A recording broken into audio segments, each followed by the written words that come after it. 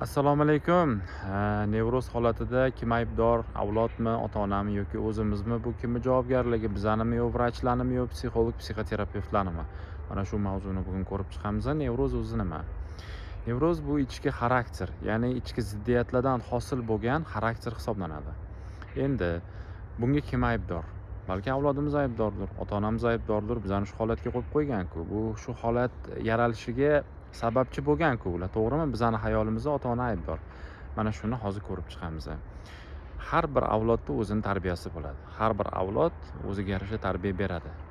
Bu hozirgi bizadagi nevroz bu bizadan boshlanmagan hech qachon, lekin bizada tugashi mumkin. Ko'p ehtimol bilan bizada tugashi mumkin. Endi bu avlodlarimizdagi tarbiya bizagacha yetib keldi.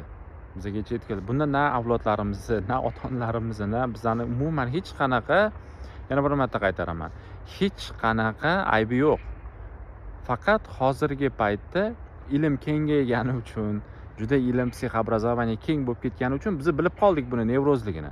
Aslida bu oldingi paytlari ham bo'lgan, lekin psixoobrazovaniya, ya'ni bilim doirasi pastroq bo'lganligi uchun oldingi odamlar bilishmagan buni. O'sha har xil yo'llar foydalanib ko'rishgan, qozonni qorasini ichish kerak, yong'oqni shoxida yotish kerak, boshqa qilish kerak, ani vahima uyasini ichish kerak deb shu holatlarni o'ylab topishgan. Nimaga? Oldingi paytlar bilim doirasi bo'lgan, yana bir marta qaytaraman, lekin hozirchalik kuchli bo'lmagan. Mana shuning uchun buni nevrozligini oldingi avlodlarimiz bilishmagan buni nevrozligini. Faqat hozirgi paytda biz bilib qoldik. Tushuntira oldimmi? Bunda hech kim aybi yo'q. Endi hozirgi ko'p insonlar ota-onasi bilan urusharmish. Siz qilgansiz mani nevroz, siz tuzalganingizda bor. Yo'q, bu holatga hech kim aybi yo'q.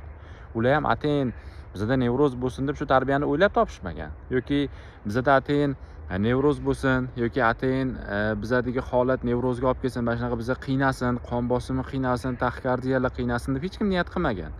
Faqat shu holat shakllanib qolgan. Tushuntira oldimmi? Bunda hech kim aybi yo'q. Avlod, ota-ona, bizani umuman aybimiz yo'q. Xo'p, endi aybimiz yo'q ekan, bildik. Avloddan kelayotgan tarbiya ekan, xarakter ekan.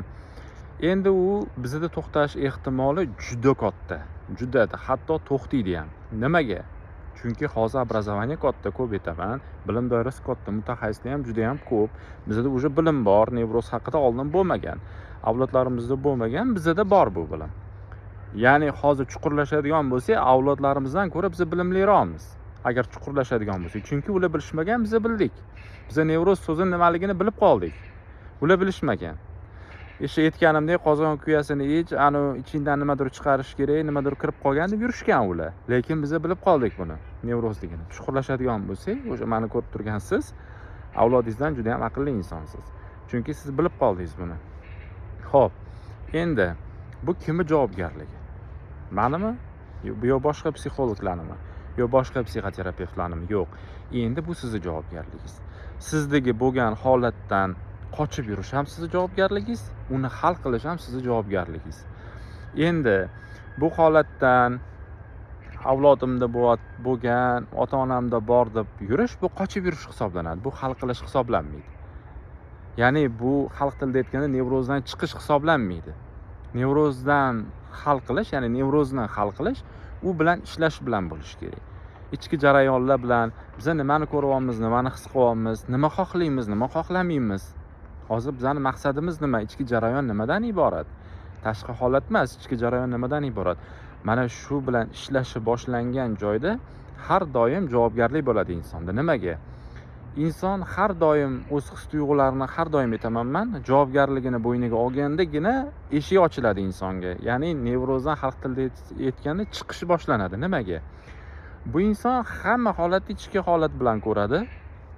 O'zini ustida ishlaydi, jahl qilsa ham, boshqa qilsa ham o'zini ustida ishlashni boshlaydi.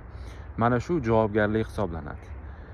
Bu qaysidir psixologga javobgarligi emas, yo'q qaysidir psixoterapevt, psixiatrlarning javobgarligi emas. Bu sizning javobgarligingiz, sizning his-tuyg'ungiz, sizning dunyoqarashingiz. Endi bu sizning xarakteringiz. Bu sizning ichki jarayoningiz. Mana shuning uchun bu holatning yechimi o'zingizga bog'liq. Mana o'zingiz ustingizda ishlar ekansiz, o'zingiz ustingizda harakat qilar ekansiz, o'zingiz bilan qiziqar ekansiz, o'zingiz jarayonlaringizni kuzatar ekansiz, hal qilar ekansiz, nevrozni hal qilar ekansiz. lekin undan qocharkansiz. Qachon? unda bo'lgan, avlodda bo'lgan, qilolmayman, eplolmayman, manda bo'lmaydi, qo'limdan kelmaydi derkansiz, siz har doim o'zingizni nevrozingizdan qochib yasharkansiz. Uni hatto nimaligidan, u nevrozi nimaligini ham bilolmas ekansiz. Ya'ni hozirgi bizani nevrozimizni faollashtirayotgan, bizani nevrozimizni har doim ishlab turishiga yo'l qo'yib berayotgan ichki nizolar, xarakterlar, asabiyliklar yoki ichki jarayonlar, bosimlar, bu holatlarni siz ochmas ekansiz, bu holat bilan qiziqmas ekansiz, siz har doim o'z nevrozingizdan qochib yasharkansiz.